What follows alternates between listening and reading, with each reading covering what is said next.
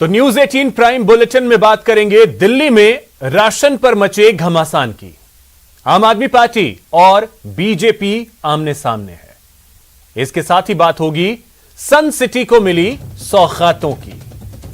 साथ ही आपको बताएंगे क्या है मरुधरा में अनलॉक की तैयारी। इन सब खबरों पर विस्तार से चर्चा करेंगे, लेकिन सबसे पहले देख लेते हैं फटाफट अंदाज में न्यूज 18 प्राइम 25।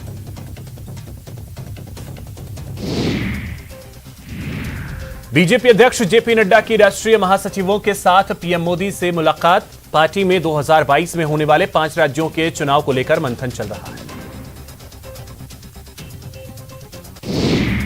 दिल्ली के मुख्यमंत्री अरविंद केजरीवाल ने केंद्र सरकार पर घर घर राशन योजना को रोकने का लगाया आरोप। उन्होंने आरोप लगाते हुए कहा कि दिल्ली में अगले हफ्ते से घर घर राशन पहुंचाने का काम शुरू होने वाला था, लेकिन अचानक केंद्र ने हमें रोक दिया। दिल्ली सरकार के आरोपों पर केंद्रीय खाद्य और सार्वजनिक वितरण मंत्रालय ने जवाब दिया है। केजरीवाल सरकार से राष्ट्रीय खाद्य सुरक्षा मिशन में बाधा नहीं डालने की बात कही। वहीं बीजेपी ने पलटवार करते हुए दिल्ली सरकार पर निशाना साधा। बीजेपी राष्ट्रीय प्रवक्ता संबित पात्रा ने कहा कि केजरीवाल ने दिल्ली की जनता को बरगलाने की कोशिश की है। केजरीवाल ने राशन योजना पर झूठ बोला है। केंद्र सरकार होम स्टेप डिलीवरी राशन योजना को नहीं रोक रही। दिग्गज अभिनेता दिलीप कुमार की तबीयत बिगड़ी है। दिलीप कुमार को सांस लेने में तकलीफ होने के बाद हिंदुजा अस्पताल में भर्ती करवाया गया। अभिनेत्री और मथुरा से बीजेपी सांसद हेमा मालिनी का दावा है कि हवन करने से कोरोना जैसी महामारी से बचा जा सकता है। साथ ही उन्होंने यह भी कहा कि सुबह शाम हवन करने से गृह कलेश नहीं होता। महाराष्ट्र में कोरोना से मौत का आंकड़ा 1 लाख के पार हो सकता है।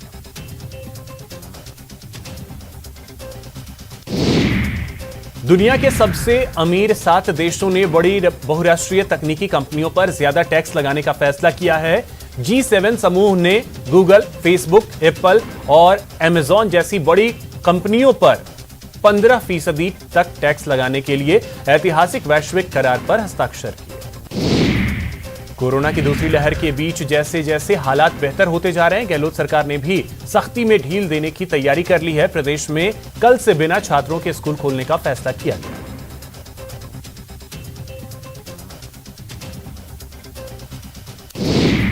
सीएम अशोक गहलोत के आवास पर कैबिनेट की बैठक बुलाई गई है। इस मीटिंग में मॉडिफाइड लॉकडाउन को लेकर मंथन किया जा रहा है। बैठक में 8 जून से लॉकडाउन में कुछ और रियायतें देने पर मुहर लग सकती है। सीएम अशोक गहलोत ने अपने गृह नगर को आज सौगात दी। उन्होंने जोधपुर में 4 मंजिला हाईटेक पुलिस थाने का लोकार्पण किया।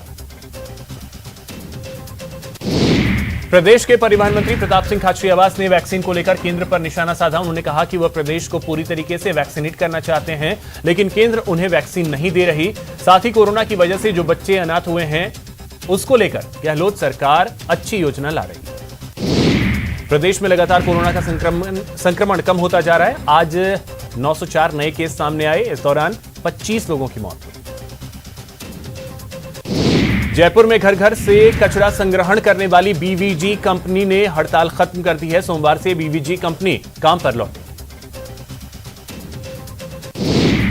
अलवर में युवक को छेड़खानी भारी पड़ गई। लड़कियों ने सरेआम सबक सिखाया और उनकी पिटाई कर दी। यह मामला हरसौरा थाने के हमीरपुर गांव का है। अलवर में विवाहिता की मौत पर परिजनों ने बवाल किया। परिजनों ने ससुराल पक्ष पर जहर देकर विवाहिता की हत्या करने का आरोप लगाया। मृतका के भाई ने रामगढ़ थाने में केस दर्ज करवाया। बीकानेर के हनुमान हत्था क्षेत्र में विवाहिता की मौत पर परिजनों ने हंगामा किया। मृतका के भाई ने ससुराल पक्ष के लोगों पर हत्या का केस दर्ज करवाया। आरोप है कि ससुराल वाले उनकी बेटी को लगातार परेशान करते रहे, जिससे तंग आकर उसने जहर खा लिया। करौली में बालघाट इलाके के घाटरा शेरपुर गांव में विवाहिता ने फांसी का फंदा लगाकर अपनी जान दे दी। महिला के परिजनों ने ससुराल वालों पर दहेज के लिए प्रताड़ित करने का आरोप लगाया।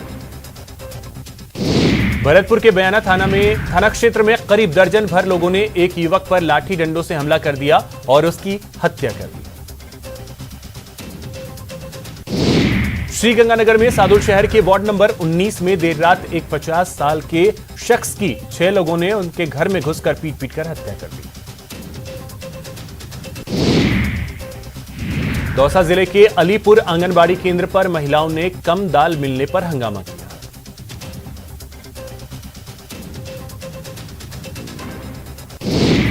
श्रीगंगानगर के सूरतगढ़ थर्मल क्षेत्र में एक होटल में अज्ञात कारणों से आग लग गई, जिससे होटल में खड़ी 2 बाइक जलकर खाक हो गई। साथ ही 40,000 रुपए की नकदी भी जल गई।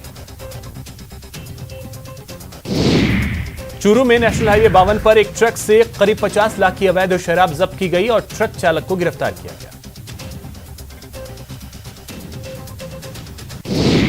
बीकानेर के छत्तरगढ़ में पप्पू खां मीर की जिंदगी में उस समय अंधेरा छा गया जब उनके तीनों बच्चों के आंखों की रोशनी चली गई। वहीं इलाज महंगा होने के चलते पप्पू अपने बच्चों का इलाज नहीं करवा पा रहे। अजमेर जिले के राजियावास गांव में कोरोना से पति की मौत की खबर सुनकर पत्नी ने जहर खाकर जान दे दी।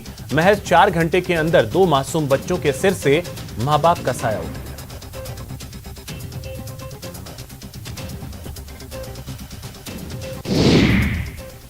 अब एक